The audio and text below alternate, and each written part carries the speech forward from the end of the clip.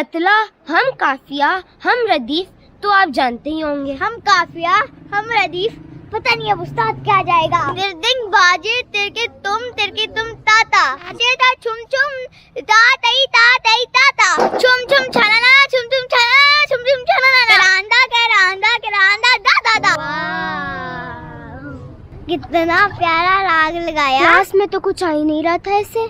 अदाब तो आप ही हमें सिखा सकती हैं, आप कितना प्यारा राग लगा रही थी। उस्ताद हमें गजल के बारे में सिखाएं। शाम 84 खानदान से हूँ, अब्बा शाम 85 और दादा 86 से थे। यह गजल जो है पश्तो जुबान का लफ्ज है जिसके मायने पिशु है। पिशु बिल्ली को भी कहते हैं।